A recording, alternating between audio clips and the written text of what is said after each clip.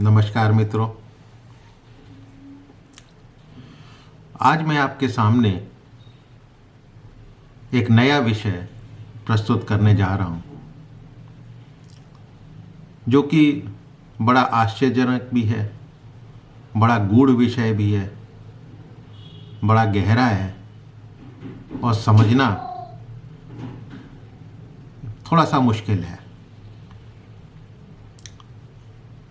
एक वैज्ञानिक होने के नाते, एक साइंटिस्ट होने के नाते जो भी मैंने पढ़ा और उसके बाद कुछ वैदिक लिटरेचर की तरफ झुकाव होने के कारण ही इस विषय को आपके सामने लाना संभव हो पाया है। ये विषय है ब्रह्मांड की उत्पत्ति। ये ब्रह्मांड बना कैसे, कहां से आया, किसने बनाया, बनाने वाला कौन था। हम लोग स्कूल में पढ़ते आए हैं साइंस के विद्यार्थी के रूप में कि तत्व किससे बना होता है। छोटे छोटे अणु होते हैं, अणु परमाणु से बना होता है, परमाणु के अंदर न्यूट्रॉन होते हैं, प्रोटॉन होते हैं, इलेक्ट्रॉन चक्कर काट रहे होते हैं। जब हम थोड़ा सा विश्वविद्यालय में पहुंचे, यूनिवर्सिटी में पहुंचे, तब पता लगा कि साहब न्यूट्रॉन और प्रोटॉन ये भी कुछ और पार्टिकल से बने हुए होते हैं जिनको क्वार्क्स बोलते हैं। इनमें मास होता है। इलेक्ट्रॉन चक्कर काटते रहते हैं और इलेक्ट्रॉन का नंबर न्यूट्रॉन और प्रोटॉन के ऊपर डिपेंड करता है और उसी के अनुसार ये कहा जाता है कि ये तत्व कितना भारी है, कितना नहीं।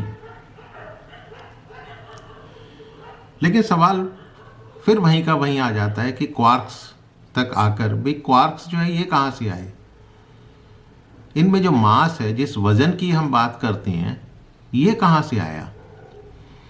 जब हम फोटॉन के बारे में बात करते हैं तो फोटॉन में चूंकि कोई मास नहीं होता, इसलिए वो प्रकाश की गति से चला जाता है, सफर कर लेता है।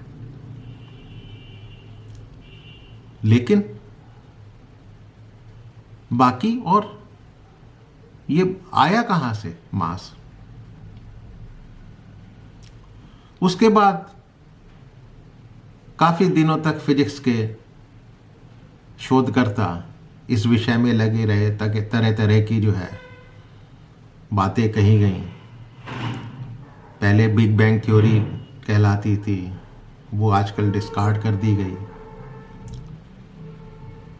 और उसके बाद mister Higgs, doctor Higgs, physicist, उन्होंने कहा कि नहीं, एक हिग्स बोसॉन नाम का उन्होंने पार्टिकल देने की कोशिश करी और उन्होंने कहा मोटा मोटा कि सृष्टि का जो वर्तमान स्वरूप जिसे हम आज देखते हैं या नजर आता है, ये केवल गॉड पार्टिकल की ही देन है। स्टीफन हॉकिंस बोलता है कि पूरा ब्रह्मांड एक बिंदु के रूप में सिमटा हुआ था। 15 अरब वर्ष पहले अचानक एक घटना हुई और बिंदु में मौजूदा कण हर तरफ फैल गए, एक दूसरे से तेजी से दूर भागने लगे। उन्होंने इसी घटना को जो है बिग बैंग बोला। बिग बैंग को कुछ लोग महाविस्फोट समझ लेते हैं कि अचानक बहुत बड़ा विस्फोट हुआ और सब कुछ बन गया, और कहते हैं कि इसी से दुनिया का जन्म हुआ था। लेकिन यह सही नहीं है। वास्तविकता यह है कि अचानक ब्रह्मांड के सिमटे हुए बिंदु का विस्तार शुरू हो गया था, जो अब तक जारी है। अब फिर घूम फिर कर हम वहीं पर आ जाते हैं कि आखिर ये तत्व, ये मास, ये आया कहां से। मास और भार में कंफ्यूज करने की जरूरत नहीं है। मास चाहे इस ग्रह पर हो या किसी दूसरे ग्रह पर या अंतरिक्ष में हो, वो एक ही रहता है, वो बदलता नहीं है। हाँ, ग्रेविटेशनल फोर्स के कारण, गुरुत्वाकर्षण शक्ति के कारण हर ग्रह पर उस मास का भार अलग अलग हो सकता है, लेकिन इस तत्व से वो तत्व बना, उस तत्व से ये तत्व बना। आखिर मैटर, जिसको मास कहते हैं, आया कहां से।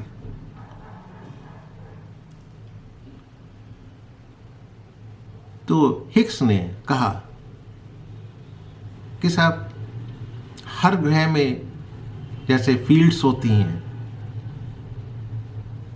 Gravitational fields, magnetic fields, electromagnetic fields और कई तरह की फील्ड्स होती हैं, लेकिन वो भी किसी जगह पर ज़्यादा स्ट्रांग होती हैं, किसी जगह पर बहुत वीक होती हैं, एक सी नहीं होती। लेकिन हिग्स फील्ड पूरे यूनिवर्स में एक ही जैसी होती है,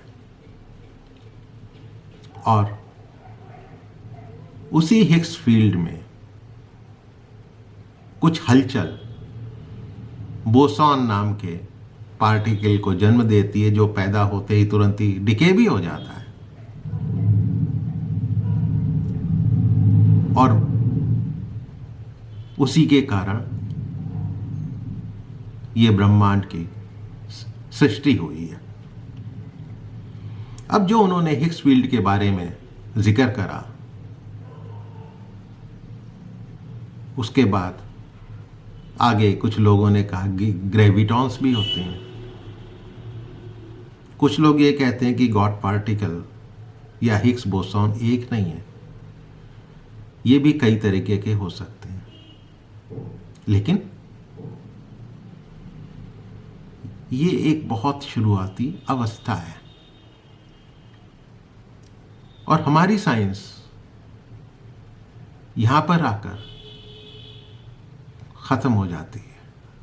उसके बाद अब आते हैं हम वैदिक लिटरेचर पे, जो हमारे पौराणिक लिटरेचर है। सृष्टि निर्माण की वैदिक रश्मि थ्योरी है। उससे पहले आपका ये जानना जरूरी है कि किसी भी वस्तु के निर्माण को जानने के लिए उसका कारण जानना पड़ता है। किसी भी निमित्त वस्तु के 3 कारण होते हैं।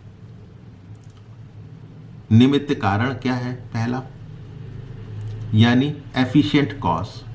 अर्थ क्या है किसी वस्तु के प्रकट होने का? उपादान कारण, यानी मैटीरियल कॉज, जिस मैटीरियल से बना, या ज्ञान।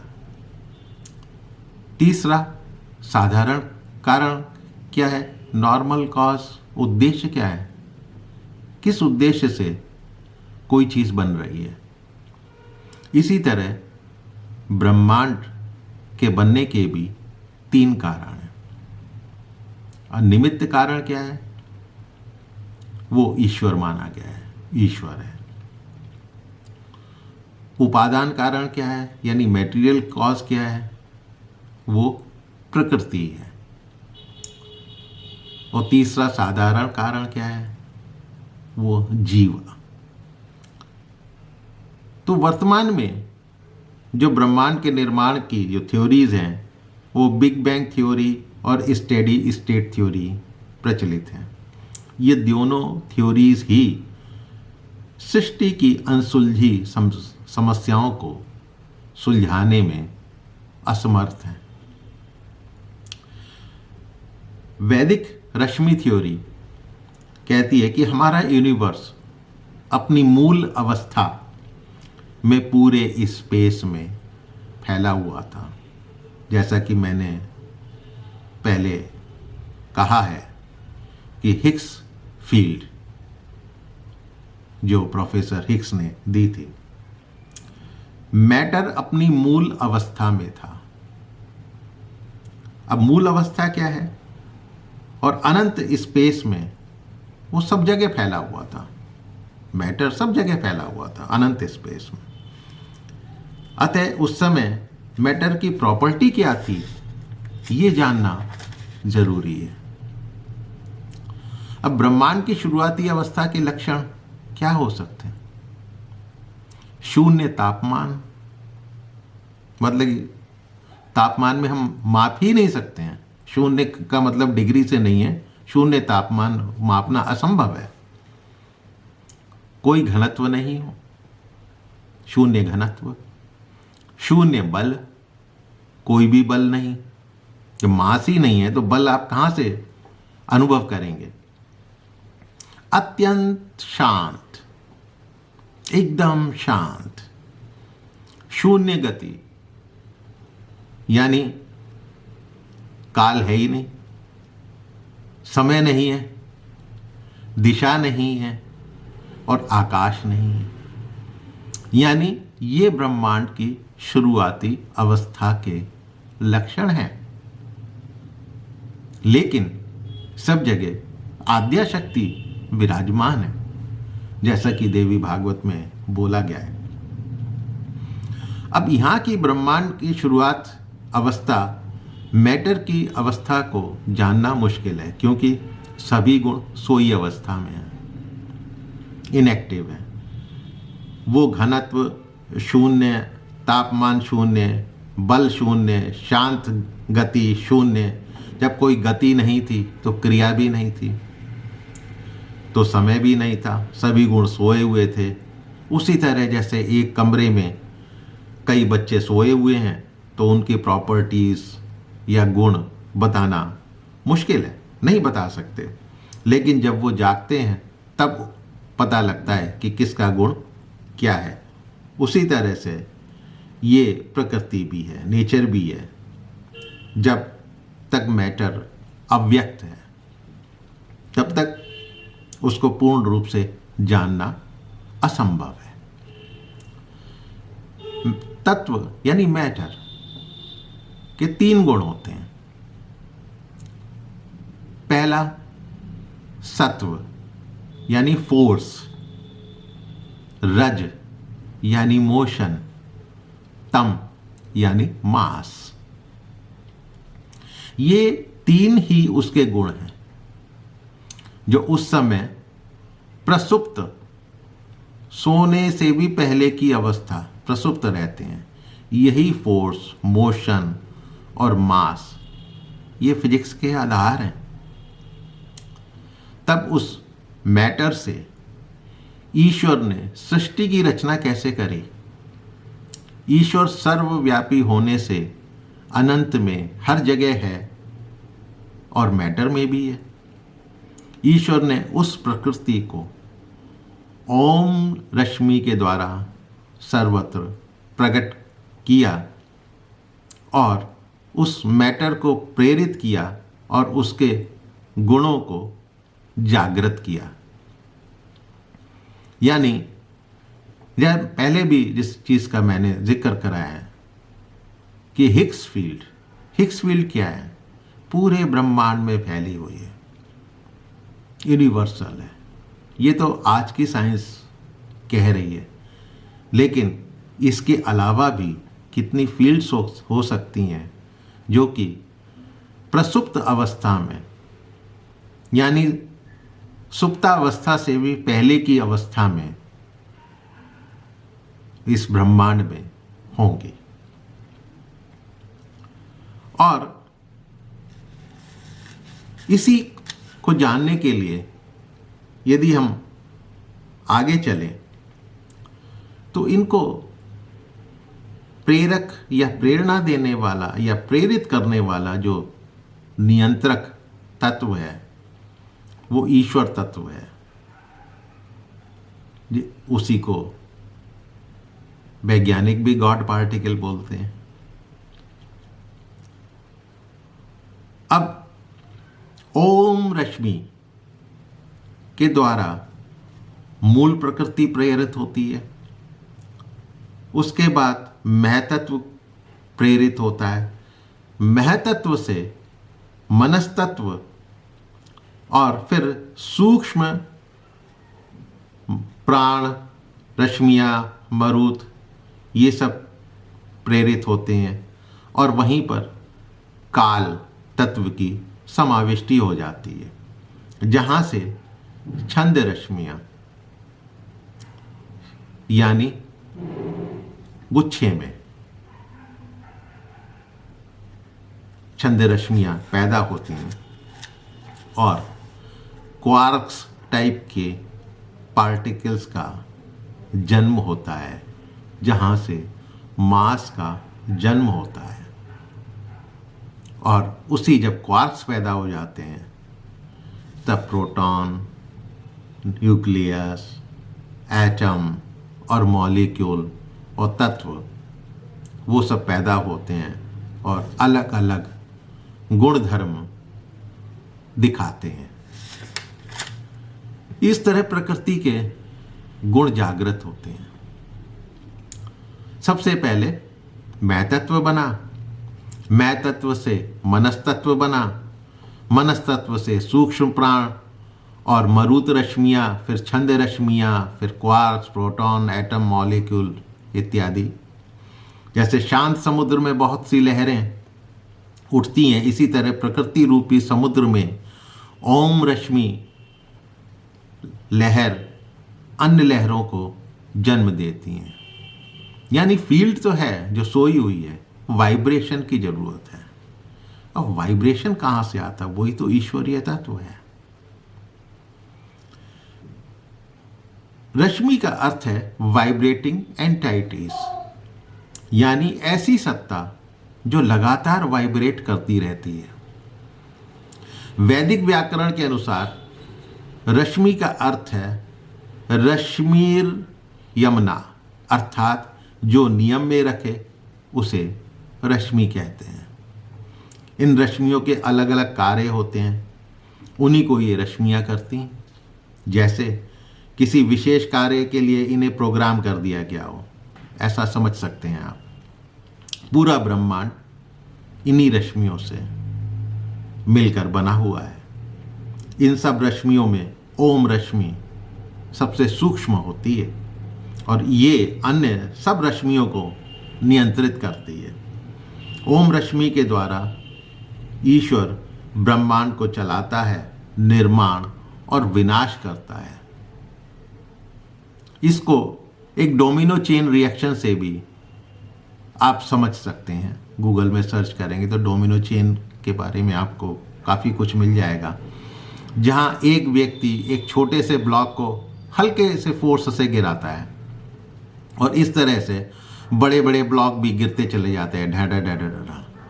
इसी तरह ओम रश्मि अन्य रश्मियों को प्रेरित करती है, वो रश्मि और रश्मियों को प्रेरित करती है, इनिशिएट करती है।